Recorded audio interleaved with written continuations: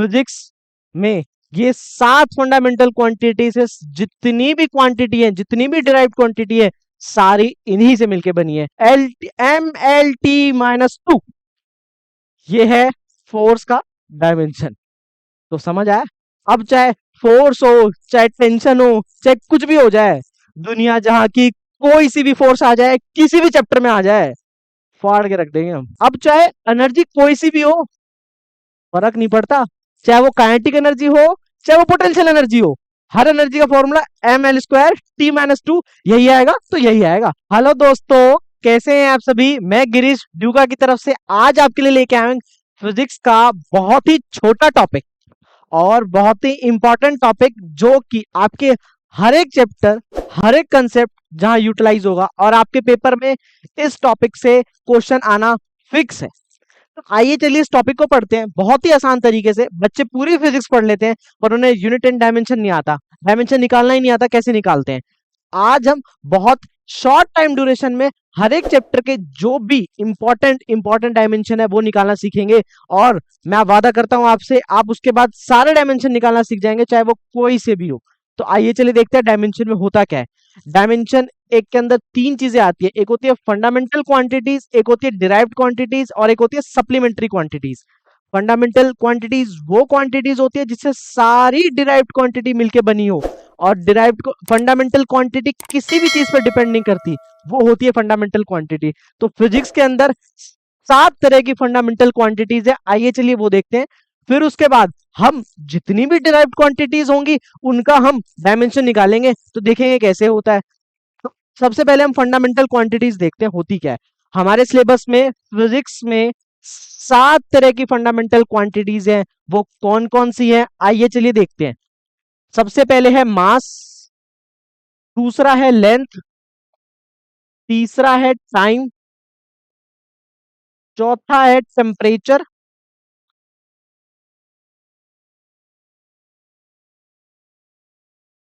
पांचवा है एम्पियर, छठा है मोल, सातवां है इंटेंसिटी। आपने तो जैसे सुना ही होगा, फिजिक्स में ये 7 फंडामेंटल क्वांटिटी से जितनी भी क्वांटिटी है, जितनी भी डिराइव्ड क्वांटिटी है, सारी इन्हीं से मिलके बनी है। तो आइए देखते हैं। मास, मास को डिनोट किससे करते हैं? एम से। लेंथ को किससे डिनोट करते हैं? एल से। टी को किससे डिनोट करते हैं? टाइम से।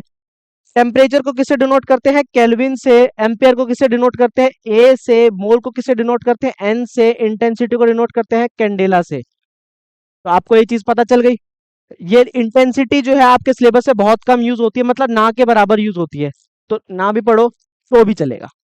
तो हमने ये फंडामेंटल क्वांटिटीज देख ली, ये किसी भी चीज पे डिपेंड नहीं करती, इनसे सारी डिराइव्ड क्वांटिटी बनी है, पर डिराइव्ड क्वांटिटी फंडामेंटल क्वांटिटीज पे डिपेंड करती है। आपको एक छोटी सी चीज बताता हूँ, दूसरी एक चीज बताता हूँ, सप्लीमेंट्री क्वांटिटीज क्या होती है। सप्लीमेंट्री क्वांटिटीज वो क्वांटिटीज होती है जिनके अपनी यूनिट्स होती है, पर डायमेंशन नहीं होती। तो यही चीज होती है सप्ली, जैसे स्ट्रेन, जैसे कोई सॉलिड एंगल, जैसे रिलेटिव डेंसिटी, इनकी अपनी यूनिट्स तो है, पर डायमेंशन के लिए ये खाली हाथ है। तो आइए चलिए पढ़ते हैं डिराइव्ड क्वांटिटीज में होती कैसे। मैं क्या करूंगा, आपको ना शुरुआत वाले चैप्टर से लेके हर चैप्टर के जो इंपॉर्टेंट है आपके सिलेबस में और आपके एग्जामिनेशन के पॉइंट ऑफ व्यू से, जो इंपॉर्टेंट है वो आपको निकालना सिखाऊंगा कि कैसे निकालते हैं। तो आइए चलिए देखते हैं। सबसे पहले मैं हमने पहला चैप्टर पढ़ा काइनेमेटिक्स। काइनेमेटिक्स में क्या चीजें पढ़ी हमने? स्पीड, डिस्टेंस, वेलोसिटी, एक्सेलरेशन, यही सब पढ़ा है। तो सबसे पहले स्पीड क्या होती है? Speed distance upon time. Distance को किससे डिनोट करते हैं? अगर कोई भी चीज नापने वाली हो, मेजर करने वाली हो, height wise, length wise, radius wise, उसको किससे, हमारे पास कौन सी ऐसी क्वांटिटी है जो लेंथ को मेजर करने वाली है? L T. तो क्या हो जाएगा? LT-1। ये स्पीड की भी यही डायमेंशन, वेलोसिटी की भी यही डायमेंशन। अगला पढ़ते हैं, अगला क्या होता है? एक्सेलरेशन। एक्सेलरेशन क्या होता है? Velocity upon time. तो वेलोसिटी कितनी आई हमारे पास? LT-1 upon T. तो कितना हो जाएगा? LT-2। ये एक्सेलरेशन आ गया। देख रहे हो बच्चों, फॉर्मूला याद है? कोई सी भी डायमेंशन आ जाए हम निकाल के दिखा देंगे। क्यों? क्योंकि हमारे पास है गिरीश सर का सपोर्ट, तो हम कुछ भी कर देंगे। तो आइए चलिए करते हैं अगली। आपने एक छोटा सा चैप्टर पढ़ा है, लॉज ऑफ मोशन। छोटा तो नहीं है, बहुत पसीने निकाल देता है। तो आइए उसका एक छोटा सा फॉर्मूला, चाहे वो फोर्स हो, चाहे वो टेंशन हो, चाहे वो कुछ भी हो, हम निकालेंगे। आ जाओ। फोर्स क्या होता है formula? Mass into acceleration. Mass एक खुद फंडामेंटल क्वांटिटी है, एक्सेलरेशन कितनी है? L T minus two, L M L T minus two. ये है फोर्स का डायमेंशन। तो समझ आया? अब चाहे फोर्स हो, चाहे टेंशन हो, चाहे कुछ भी हो जाए, दुनिया जहां की कोई सी भी फोर्स आ जाए, किसी भी चैप्टर में आ जाए, फाड़ के रख देंगे हम। फोर्स का यही डायमेंशन है, चाहे इलेक्ट्रिक फील्ड के अंदर आ जाए, चाहे मैग्नेटिक फील्ड के अंदर आ जाए, चाहे ग्रेविटेशन के अंदर आ जाए, चाहे किसी भी चैप्टर के अंदर आ जाए, हम निकाल के दिखा देंगे।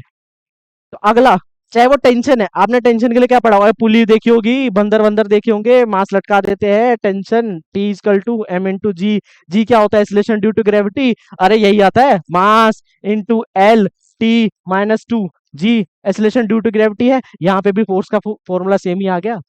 आ गया बच्चों, देख लिया। अब एक चीज आपको बताओ, फोर्स का फॉर्मूला चाहे किसी भी चैप्टर में हो, हर जगह M L T minus two यही आएगा, यही आएगा, यही आएगा। अगला चैप्टर पढ़ते हैं। अगला इसी चैप्टर में और चीजें पढ़ते हैं। इस चैप्टर में क्या अगला, तो मैं आपको बताता चाहता हूँ। अगला है लीनियर मोमेंटम।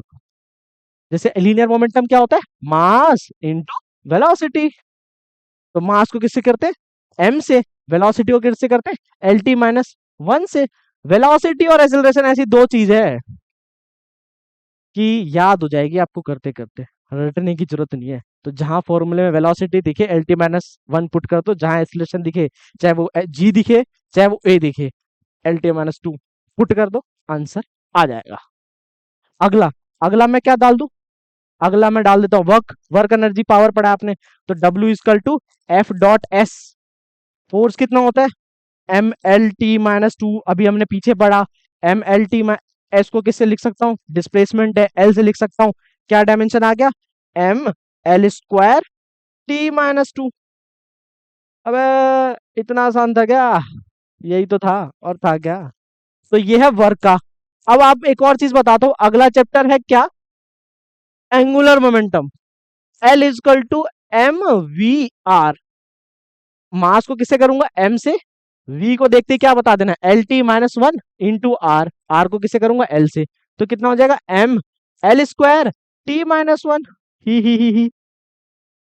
कितना आसान तो है, एंगुलर मोमेंटम भी आ गया। अब बच्चे रोटेशन में घुसते ही कहते हैं, रोटेशन से घुसने से पहले मैं एक और आपको नई चीज बताता हूँ। क्या? एक रोटेशन के अंदर एक थ्योरम पढ़ते हैं हम, वर्क एनर्जी थ्योरम। उसमें जो चीज होती है, जैसे कोई भी जितना भी वर्क डन हो, चाहे वो कंजर्वेटिव हो चाहे नॉन कंजर्वेटिव हो, सब चेंज इन काइनेटिक एनर्जी के बराबर होती है। अरे क्यों ज्ञान दे रहा हूँ मैं इतना, हम तो डायमेंशन पढ़ रहे हैं। आओ देखो, तो work done equal to change in kinetic energy के इक्वल होती है according to work energy theorem. तो पहले हम वर्क का हमने अभी निकाला। वर्क का हमने क्या निकाला था? एफ डॉट एस से। क्या था? M L T minus two into L. तो कितना आ रहा था? M L square T minus two. अच्छा, वर्क एनर्जी थ्योरम में हमने ये चीज पढ़ी है कि वर्क डन जो है वो एनर्जी के बराबर होता है। तो ये चीज गलत थोड़ी है। तो जितना मैंने वर्क यहाँ निकाला है डायमेंशन, एनर्जी का डायमेंशन भी वही होगा क्या? होगा, बिल्कुल होगा भाई। अब आओ निकाल के देखते हैं एनर्जी। कोई सी भी एनर्जी ले लो, चाहे वो काइनेटिक एनर्जी हो, चाहे वो पोटेंशियल एनर्जी हो, हर एनर्जी का फॉर्मूला सेम होगा, सेम होगा, सेम होगा। आओ एनर्जी देखते हैं। एनर्जी क्या होती है? Half M V square. Half तो कांस्टेंट है, उसका कुछ भी नहीं होगा। तो एम कितना होगा? एम वी को कैसे लिख सकते हैं? एल टी माइनस वन, और यहाँ सर के ऊपर क्या लगा हुआ है? स्क्वायर। तो कितना हो जाएगा? M L square T minus two. देख लिया, वर्क का डायमेंशन भी यही है, एनर्जी का डायमेंशन भी यही है। तो क्या सेम हो गई चीजें? वर्क मतलब वर्क एनर्जी सही है। हम इससे एक चीज ये भी प्रूव कर सकते हैं, कहीं मान लीजिए हमें कोई फॉर्मूला लिखा हुआ है, तो हम उसका डायमेंशन अगर हमें पता है, तो हम उसका फॉर्मूला भी चेक कर सकते हैं कि वो फॉर्मूला सही है कि नहीं। कर सकते हैं ना? बिल्कुल कर सकते हैं। आइए चलिए आगे बढ़ते हैं। जैसे अब आपने देख लिया, अब चाहे एनर्जी कोई सी भी हो, फर्क नहीं पड़ता, चाहे वो काइनेटिक एनर्जी हो, चाहे वो पोटेंशियल एनर्जी हो, हर एनर्जी का formula M L square T minus two यही आएगा। तो यही आएगा, दिखाओ। निकाल के दिखा दूं? अच्छा, चलो दूसरी एनर्जी देखते हैं। अगला, पोटेंशियल एनर्जी। पोटेंशियल एनर्जी क्या होता है? mgh, यही होता है। mgh में क्या होगा? मास। जी कितना होता है? LT-2। हाइट कितना होता है? L। अरे बाबा, ये क्या आ गया? वही तो आ गया, ml² - 2। सेम चीजें तो आ गई, चाहे वो काइनेटिक एनर्जी हो, चाहे वो पोटेंशियल एनर्जी हो, चाहे कोई सी भी एनर्जी हो, डायमेंशन का फॉर्मूला सेम है तो सेम है। अब मैंने एक और चीज बताई, तीन चीज पीछे क्लियर है। वर्क जो है वो एनर्जी के बाहर, आपको ये चीज अभी याद नहीं रखनी, आपको कंसेप्चुअली वो चीज तो क्लियर होगी ही होगी। वर्क का जो डायमेंशन है वो एनर्जी का भी डायमेंशन है। एनर्जी का कुछ भी डायमेंशन हो, हर जगह सेम ही होगा, चाहे वो काइनेटिक एनर्जी है, चाहे वो पोटेंशियल एनर्जी है। तो चलो आगे के चैप्टर में मूव करते हैं। अगला चैप्टर कौन सा था? अगला था टॉर्क। टॉर्क क्या होता है? R cross F.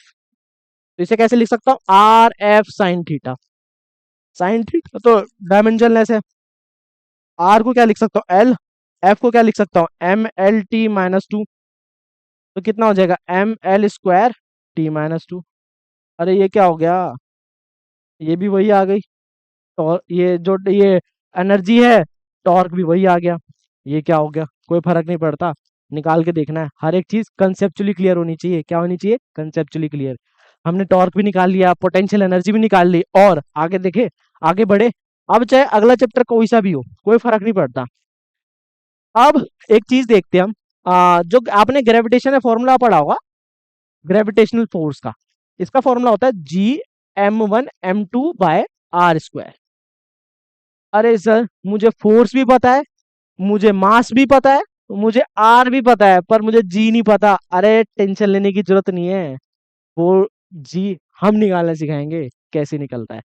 आओ, अब मैं इस फॉर्मूले को अगर सब्स्टिट्यूट कर दूं ऐसे, F × R² / M1 × M2। कैसे किया? कुछ चमका क्या? इधर ले गया, इधर ले गया, इधर ले गया, घुमाता गया, इधर कर दिया, दिख गया होगा। सही है ना? तो फोर्स का क्या होता है? MLT-2। R² को कैसे लिख सकते हैं? L² upon M1 M2। तो उसको कैसे लिख सकते हो? M²। तो जब इसको सॉल्व करेंगे तो क्या हो जाएगा? M, एक स्क्वायर से कैंसिल हो जाएगा, क्या हो जाएगा? M-1 L³ T-2। ये हो जाएगा कैपिटल जी का डायमेंशन। अच्छा सर, कैपिटल जी का डायमेंशन आपने निकालना तो सिखा दिया, पर ये सही है कि गलत, ये कैसे पता चलेगा? टेंशन की क्या जरूरत है, फोर्स का फॉर्मूला हर जगह सेम है। तो आइए चलिए देखते हैं एक चीज। अब मैंने जी लगा दिया। अच्छा, मैं इस फॉर्मूले में जी की जगह वैल्यू पुट कर दूं, एम की जगह वैल्यू पुट कर दूं। मैंने क्या बोला था? यहाँ जो डायमेंशन है, यहाँ भी कट कुटा के वही डायमेंशन आना चाहिए। मतलब मैंने फॉर्मूला भी सही लगाया है और जी का डायमेंशन भी सही निकाला है। तो आओ करके देखते हैं, जी का क्या डायमेंशन है? M-1 L³ T-2।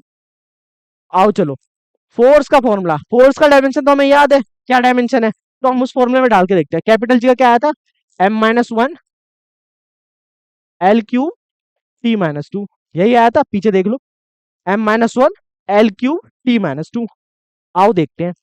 तो इसमें फिर में क्या था? G m1m2, फोर्स का फॉर्मूला क्या था? G m1m2/R²। तो m की जगह वैल्यू पुट कर दो, M × M अपॉन L का स्क्वायर। अब देखो, 2m से 2m कट गया, सॉल्व करके दिखा दूं, ये कितना हो जाएगा? M-1 × M²। ये नीचे क्यू, ऊपर क्यूब है, नीचे स्क्वायर है, तो कट के कितना आ जाएगा? आओ ऐसे ही रहने देता हूं अभी। ये देखो, L² है, तो ये कितना हो जाएगा? कट जाएगा। ये -1 + 2 है, तो कितना हो जाएगा? +1। तो फोर्स का फॉर्मूला क्या आ गया? M1L_T-2। L1M1T-2। जिसके ऊपर कुछ नहीं लिखा होता उसके ऊपर अपने आप 1 हो जाता है, तो कॉमन सेंस ही बात है। अगर मैं जिसके ऊपर 0 लिख दूं, मतलब इसकी पावर 0, तो मतलब ये 1 के इक्वल होता है। ये तो कॉमन सेंस है, इतना तो पता ही होगा।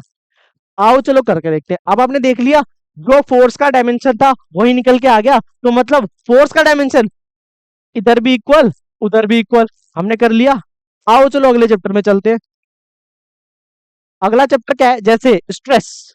स्ट्रेस का फॉर्मूला क्या होता है? अरे वो वाला स्ट्रेस नहीं यार, ये इलास्टिसिटी का स्ट्रेस है। कहीं सोचे वो वाला स्ट्रेस निकाल रहे हैं, तो जिंदगी का स्ट्रेस नहीं है ये, किसी भी सॉलिड मटेरियल का स्ट्रेस है। तो इसका स्ट्रेस का फॉर्मूला क्या होता है? Force upon area.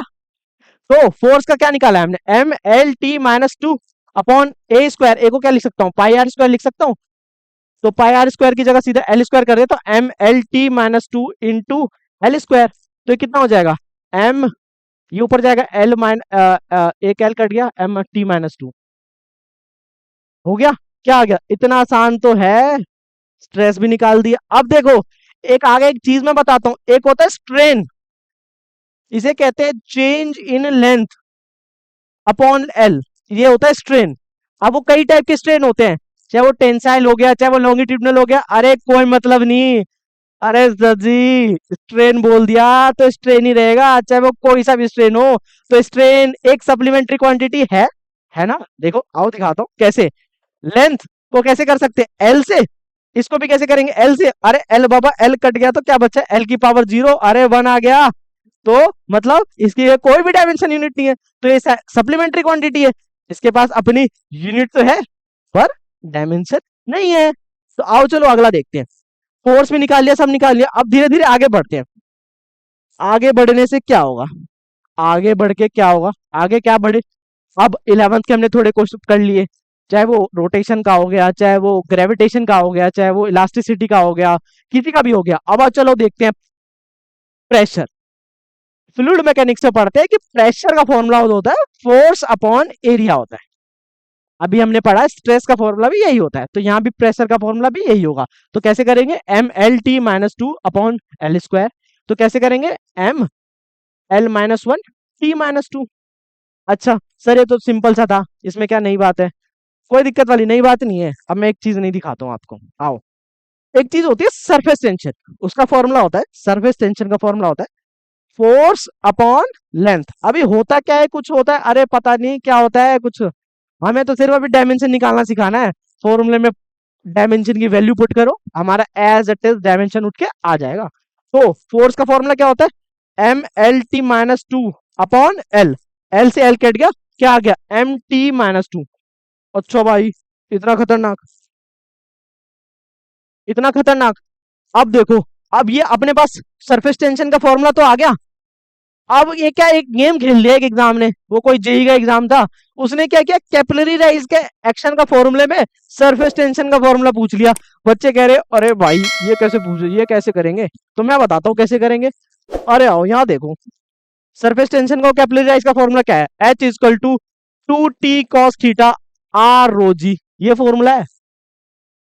बंदों को डेंसिटी का ही डायमेंशन निकालना नहीं आता, वो कैसे निकाल लेंगे इस फॉर्मूले में, तो कुछ नहीं होता। आओ मैं दिखाता हूँ डेंसिटी का कैसे निकलता है। चलो मैं आपको शॉर्ट में बताता हूँ इधर, ये देखो, ये डेंसिटी क्या है, मास अपॉन वॉल्यूम। वॉल्यूम का कैसे निकलेगा मेरे भाइयों, वॉल्यूम को मैं ऐसे लिख सकता हूँ, length into breadth into height. तो लेंथ को एल, ब्रेथ को भी एल, हाइट को भी एल, तो कितना आ गया वॉल्यूम का डायमेंशन, एल क्यूब आ गया। यहाँ मास में एम डाल दिया, नीचे एल क्यूब है, तो कितना हो गया, एम एल माइनस थ्री। अबे हट, कितना ही आसान है, इससे आसान क्या ही पूछेगी। नीट तो सीधा इसी का डायमेंशन उठा के पूछ लेगी, डेंसिटी। इस फॉर्मूले पे तो जाएगी ही नहीं वो, सीधा इस फॉर्मूले में value base ratio wise question पूछे जाते हैं। कोई नहीं, आओ हम यहाँ करते हैं, हमें रेडियस भी पता है, जी भी पता है, आओ हम करते हैं इसको सॉल्व। देखो, अब मुझे हाइट, अब मुझे इसमें से टेंशन का निकालना है, चाहे मैं फोर्स अपॉन लेंथ से निकालू ना तो अभी वही डायमेंशन आएगी, चाहे इस फॉर्मूले से निकाल लू ना तो अभी वही डायमेंशन आएगी। अगर सरफेस टेंशन का डायमेंशन वही आया तो मतलब आप क्या समझते हो, फॉर्मूला सही है। अरे बिल्कुल सही है यार, सरफेस टेंशन का डायमेंशन जो सेम आ गई तो फॉर्मूला सही है, बिल्कुल सही है। आओ देखते हैं, निकालते हैं। अच्छा, मैं इस टेंशन वाले फॉर्मूले को, cos थीटा तो डायमेंशन लेस है, टू भी डायमेंशन लेस है एज यूजुअल, इतना तो समझ गए हो गया आप। हाँ, H equal to are rho जी, ऐसे लिख दूं, कोई दिक्कत नहीं है। अच्छा, एच को कैसे लिख सकता हूँ, एल से, आर को कैसे लिखता हूँ, एल से, रो को कैसे लिख सकता हूँ, एम एल माइनस थ्री से, जी को कैसे लिख सकता हूँ, M L T minus two से। अच्छा, एक एल से एक एल उड़ गया, टी माइनस टू, ये ए क्या होना चाहिए, एक एल एक एल एक एल, इसमें मैं क्या लिख दूं, एल क्यूब, मास ऐसे ही एल माइनस थ्री, और ये क्या रहेगा, टी माइनस टू। अच्छा, एल की पावर प्लस थ्री है, एल की पावर माइनस थ्री है, ऐसे ही उड़ता हुआ दिख रहा है, तो कितना बचा, m की पावर t माइनस 2। अब आ गया ना भाइयों, देख लिया जलवा। कहीं से भी कुछ भी निकाल देंगे, चाहे कोई सा भी फॉर्मूला हो, कोई फर्क नहीं पड़ता। सरफेस टेंशन तो सरफेस टेंशन, चाहे वो कोई से भी फॉर्मूले में से निकाल सके हम। आगे देखते हैं। अब ये तो हो गई 11th की कुछ बातें। अब आते हैं 12th का। अब जैसे मान लो एक एसएचएम में एक टाइम पीरियड का फॉर्मूला होता है, T is equal to 2 pi under root L by G. देखो अब इसको कैसे करें। अब L H S equal to R H S होना चाहिए, एल एच एस में जितना है वो आर एच एस में हो तभी ये फॉर्मूला सही है, अदरवाइज ये फॉर्मूला गलत है। क्योंकि डायमेंशनली फॉर्मूले भी करेक्ट होने चाहिए, एल एच एस में जितना होना चाहिए उतना आर एच एस में भी होना चाहिए। आओ देखते हैं। T equal to 2 pi under root L को तो एल से लिखेंगे, इसको कैसे लिखेंगे, एल टी माइनस 2 पाई तो कांस्टेंट है, एल से एल उड़ गया, क्या बचा, T equal to under root T का स्क्वायर। अंडर रूट टी का स्क्वायर कितना हो जाएगा, टी हो जाएगा। मतलब L H S equal to R H S के बराबर आ गया। अरे मतलब फॉर्मूला सही है। तो आओ देखते हैं आगे। अब थोड़े पढ़ते हैं 11th के टॉपिक्स के ऊपर। 11th के टॉपिक्स में क्या क्या है। 11th के टॉपिक्स में शुरुआत में ही फोर्स का फॉर्मूला इलेक्ट्रिक फील्ड के अंदर, F equal to Q E. अरे भाई ये कैसे होगा, मैं बताऊंगा ना कैसे होगा, टेंशन लेने की बात क्या है। फोर्स का फॉर्मूला 11th क्लास से चलता आ रहा है। क्यू का देखते हैं कैसे होगा। आओ चलो देखते हैं। क्यू का फॉर्मूला क्या होता है, आई टी। आई को किससे डिनोट करते हैं, एम्पियर से। टी को किससे डिनोट करते हैं, टाइम से। तो क्यू का क्या आ गया, ए टी। आओ देखो, अब फोर्स का भी हमें पता है, तो ई को मैं कैसे लिख सकता हूँ, फोर्स अपॉन क्यू लिख सकता हूँ, बिल्कुल लिख सकता हूँ। तो देखो इलेक्ट्रिक फील्ड भी आ जाएगी। फोर्स का क्या होता है, M L T minus 2 upon Q को कैसे ए इंटू टी। तो ये जब टी ऊपर जाएगा तो क्या हो जाएगा, एम एल टी माइनस 3 ए माइनस 1। ये लो इलेक्ट्रिक फील्ड भी आ गई। अरे कहीं से कुछ भी आ जाती है क्या, आ जाती है, बिल्कुल आ जाती है, टेंशन लेने बात नहीं है। चाहे वो इलेक्ट्रिक फील्ड का फोर्स हो, चाहे वो मैग्नेटिक फील्ड का फोर्स हो, चाहे वो ग्रेविटेशनल का फोर्स हो, चाहे वो एसएचएम का फोर्स हो, कोई सा भी फोर्स हो, हर जगह हम निकाल देंगे। फोर्स का फॉर्मूला वही होगा, M L T minus 2, M L T minus 2।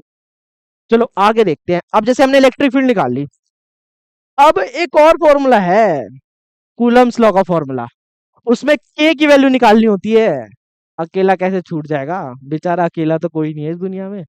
F is equal to के Q1 Q2 bye are square. अब आपको क्यू भी पता है, फोर्स भी पता है, आर भी पता है, तो क्या निकाल सकते हो। ये आपके लिए एक होमवर्क है, इसे करके देखना। इसमें के की वैल्यू निकालना, जैसे मैंने आपको वो बताया था, जी की वैल्यू में कैपिटल जी निकालना, force acceleration due to gravity, capital G निकालना सिखाया था। फिर उसमें रीचेक किया था, अरे याद है, याद है, कैपिटल जी निकाला था, फिर उसको वैल्यू में डाला था मेन फॉर्मूले में, और फिर फोर्स का फॉर्मूला लेफ्ट हैंड साइड में भी और राइट हैंड साइड में भी सेम आ गया था, बिल्कुल आ गया था। वैसे ही आप घर में बैठोगे कॉपी लेके और क्या करोगे, के की वैल्यू फाइंड करोगे। आपको फोर्स का भी पता है एम एल टी माइनस 2, इसका भी पता है एटी, इसका भी पता है एटी, इसका भी पता है एल स्क्वायर। तो इसमें के की वैल्यू निकालोगे और जो के की वैल्यू आएगी उसको इस फॉर्मूले में डालोगे, तो आपका फोर्स का फॉर्मूला आ जाना चाहिए, आ जाना चाहिए। मतलब आपने जो डायमेंशन निकाला है बिल्कुल सही निकाला है। तो मैं आपको बता रहा हूँ, बस एक ये सवाल करके रख लेना। अब आओ चलो आगे बढ़ते हैं। आगे क्या है एक होता है डाइपोल। वो आप जो 11th क्लास में बच्चे होंगे वो तो नहीं समझ पा रहे होंगे, पर जो ड्रॉपर या 12th क्लास के बच्चे होंगे समझ पा रहे होंगे। डाइपोल को क्यू, इसको को किससे करते हैं, ये होती है लेंथ, इसको लेंथ ही में बोलते हैं। क्यू को किससे करते हैं, एटी से, और इसको करते हैं लेंथ से। तो कितना आ गया फॉर्मूला, एल टी ए। अगला करते हैं, अगला है मैग्नेटिक फील्ड का फॉर्मूला, फोर्स से निकालते हैं। अब ना हम हर एक चीज को, अब नहीं नहीं रुकते हैं। इलेक्ट्रोस्टैटिक्स में ना एक इलेक्ट्रिक पोटेंशियल आता है, बच्चे समझ नहीं पाते वो फॉर्मूला कैसे निकालें। अब वो कहते हैं सर के क्यू बाय आर, ना के पता है, ना क्यू पता है, ना आर पता है। 11 तो ठीक से पढ़ के आई नहीं है ना, फर्स्ट चैप्टर में ठीक से पढ़ा है, तो वो कहते हैं वो फॉर्मूला लगाते रहते हैं के क्यू बाय आर, और ऐसे ऐसे ऐसे करके बैठ जाते हैं। अरे बाबा कैसे होगा ये, होगा ना, मैं बता रहा हूँ। बेसिक फंडामेंटल फॉर्मूला लगा दो, डायरेक्ट आंसर दिखेगा आपको। दिखाऊं क्या, दिखाऊं क्या, अब देखो कैसे होगा। V is equal to W by Q, पढ़ा है आपने, पढ़ा है नहीं पढ़ा। तो W का आपको पता है, Q का भी आपको पता है, तो लगा दो। W का क्या होता है, डब्ल्यू का होता है force into displacement upon Q. तो फोर्स इंटू डिस्प्लेसमेंट को क्या बोलता है, फोर्स कितना होता है M L T-2 into D को कैसे लिख सकता हूँ एल, और क्यू को क्या लिख सकता हूँ ए इंटू टी। तो कितना हो जाएगा M L² टी की पावर -3 ए की पावर -1। आ गया डायमेंशन। इतना आसान था क्या? अरे यार यही तो था। और क्या, पोटेंशियल का के क्यू बाय आर से कैसे निकाले भाई? तो आप ही बताओ। तो अब आगे बढ़ते हैं, जैसे मैग्नेटिक में बढ़ते हैं। अब आते हैं, मैं धीरे धीरे हर चैप्टर पढ़ रहा हूँ, अब आते हैं मैग्नेटिज्म पे। मैग्नेटिज्म पे निकालते हैं। मैग्नेटिज्म पे कैसे निकालेंगे, एक छोटा सा, बस मैंने बहुत आपको ब्रीफ दे दिया, आपको कैसे कैसे निकालना है। एक मैग्नेटिक फोर्स से निकालते हैं फॉर्मूला। मैं ना कुछ जो हमें पता है और जो हमें निकालना है, मैं वैसे टाइप के फॉर्मूले ढूंढ रहा हूँ ताकि आप इजीली निकाल सको।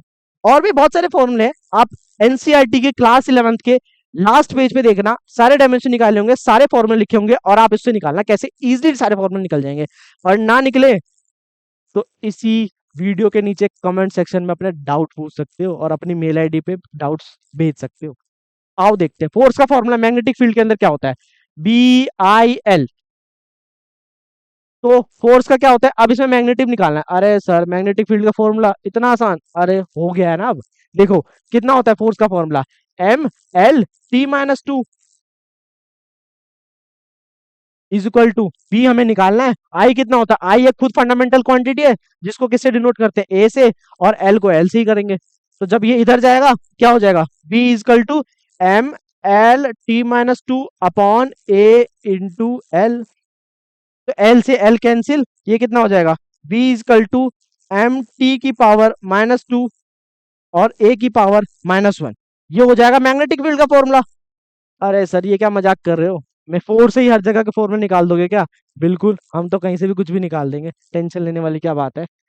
तो ये रहा आपका डायमेंशन का। मैंने बहुत सारे डायमेंशन आपको निकालने सिखाए, देखो कितने सारे डायमेंशन मैंने आपको सिखाए हैं। आप चाहे तो इसकी वीडियो, आपका पीडीएफ आपको मिल जाएगा कमेंट सेक्शन के अंदर, डिस्क्रिप्शन के अंदर। तो ये सारे मैंने आपको ब्रीफ बता दिए कि कैसे कैसे डायमेंशन निकालना सीखेंगे। अब आपको एक काम करना है, क्लास 11th के, ये क्लास 12th के जितने भी चैप्टर हैं आपने पढ़े होंगे, जो भी आपने फॉर्मूला रिवाइज किए होंगे नीट के लिए, क्योंकि फॉर्मूले वाले बहुत क्वेश्चन आने वाले हैं। एज इट इज फॉर्मूला लगाओ और आंसर आ जाएगा। जो फॉर्मूला आपने याद किए होंगे ना, तो फॉर्मूला कहीं से देखना नहीं है, चाहे इलेक्ट्रोस्टैटिक्स लेके बैठ जाओ, अच्छा कूलम्स लॉ का फॉर्मूला ये है, इलेक्ट्रिक फील्ड का फॉर्मूला ये है, डाइपोल का फॉर्मूला ये है, टॉर्क का फॉर्मूला ये है, electric field due to dipole ये है, एक्सियल का ये है, इक्वेटोरियल का ये है, गॉस थ्योरम का ये है, Gauss theorem due to linear application ये है, अरे इसका ये है। अरे कोई दिक्कत नहीं है, बस इतने सारे फॉर्मूले लिख लिए। अब हम उसको क्या करेंगे, फॉर्मूला आगे है, अब उसका डायमेंशन एक एक करके निकालेंगे और सॉल्व करेंगे, और सारे डायमेंशन आप यूं निकालना सीख जाएंगे। अगर कोई भी डाउट हो तो इस क्वेरी पे नीचे डाल सकते हो कि हाँ सर ये डाउट है।